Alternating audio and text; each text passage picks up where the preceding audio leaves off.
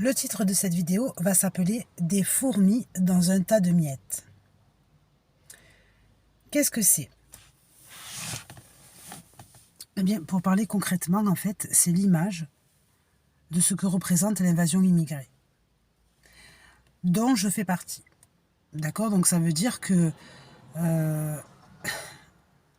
pour être réaliste, d'accord, pour être réaliste, parce qu'on ne va pas renier certaines choses, on ne se renie pas soi-même, on doit s'assumer tel qu'on est, hein, tel que la nature a voulu qu'on soit.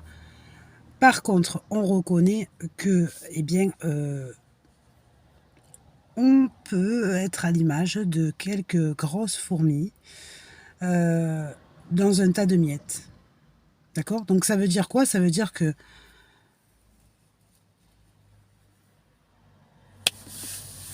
en général, c'est jamais bienvenu, quoi. C'est jamais bienvenu. Alors pourquoi je dis des fourmis? Parce qu'on n'a pas peur de travailler, on n'a pas peur d'aller réussir à chercher une méthode de survie. Par contre, c'est vrai qu'il n'y a pas d'ordre, il n'y a pas de classement, il n'y a pas de rangement. Alors que la fourmi, elle, quand elle marche, par exemple, elle marche sur une même ligne. Mais là, en fait, c'est un petit peu, on va dire, le Bronx à Hollywood. Et personnellement, je peux dire, en tant que maghrébin, par exemple, on peut avoir des complexes. Comme d'autres personnes qui auraient des complexes d'être malades, ou comme d'autres personnes qui auraient des complexes eh bien, de ne pas se sentir chez soi. Moi, par exemple, je dis, la France est un pays qui nous accueille. Moi, par exemple, je suis née en France, d'accord, mais je sais que ce n'est pas mon pays. Et ça veut dire qu'on vit avec la loi du pays de France, on vit avec eh bien, en fait, le fonctionnement français, mais je sais très bien que ce n'est pas mon pays. Maintenant, si par contre j'ouvre les yeux sur mon pays réel, je me dis, est-ce que je voudrais y vivre? La réponse, c'est non. Pourquoi? Parce qu'en Occident, on a une image de personnes qui sont plus organisées.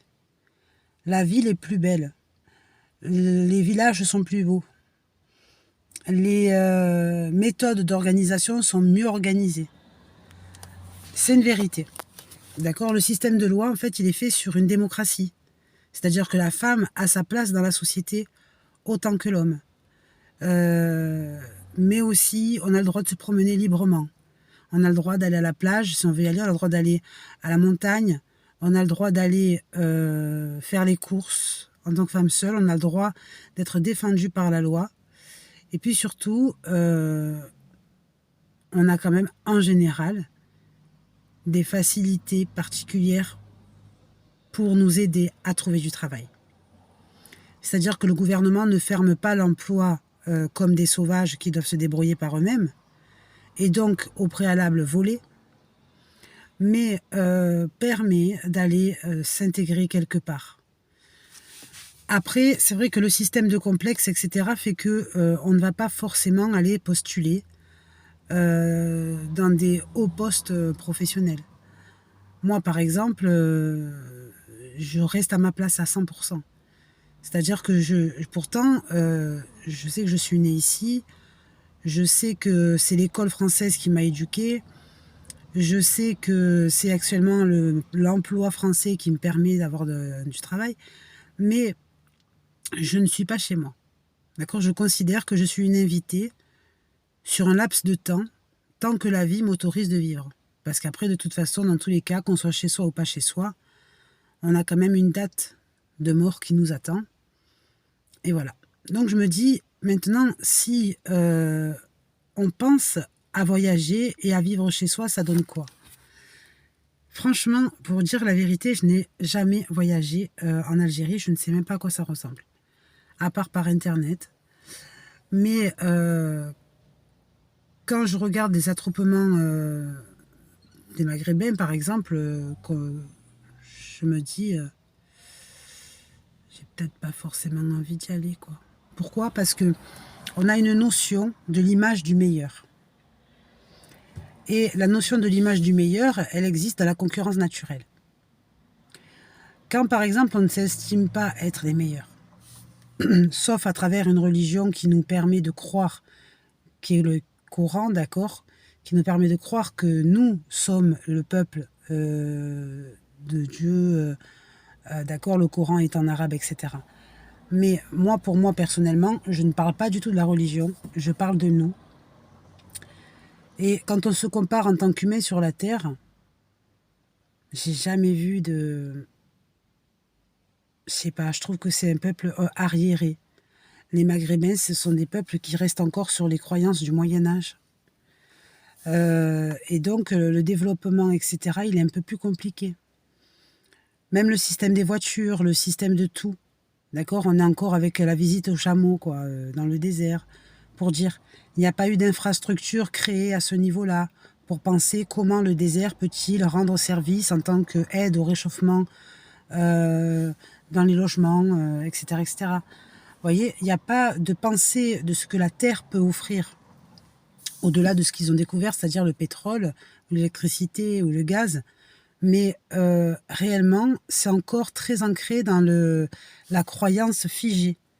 Exemple, la calligraphie, d'accord, on voit qu'il n'y a pas d'évolution. D'accord. Par exemple, en Occident, il y a une évolution artistique, ce qu'on appelle des courants artistiques. D'accord. Par exemple, ce qui appartenait au temps des Lumières n'appartenait plus au temps moderne, ni au temps de... Voilà. Alors que là-bas, le Maghreb s'est figé autant artistiquement, culturellement, mentalement. Donc on dirait que c'est un peuple qui est à l'arrière, en retrait du Moyen-Âge, qui reste avec l'image du peuple de la violence, malgré tout, et de la détérioration. D'accord. C'est-à-dire que c'est l'image de la France, c'est l'image que la France a des Maghrébins. Et donc c'est vrai qu'à cause de ce blocage temporel, c'est logique qu'il n'y ait pas d'évolution. D'accord. C'est comme si par exemple on prenait le peuple français à l'époque des Gaulois, d'accord, c'est pas à l'époque des Vikings, c'est pas du tout l'époque d'aujourd'hui. Est-ce qu'elle est mieux, est-ce qu'elle est pas, est-ce qu'elle est moins bien? Ça n'a rien à voir, c'est-à-dire que c'est des décalages de temps. Maintenant, est-ce que du coup au Maghreb on serait capable de créer une société modernisée et modèle?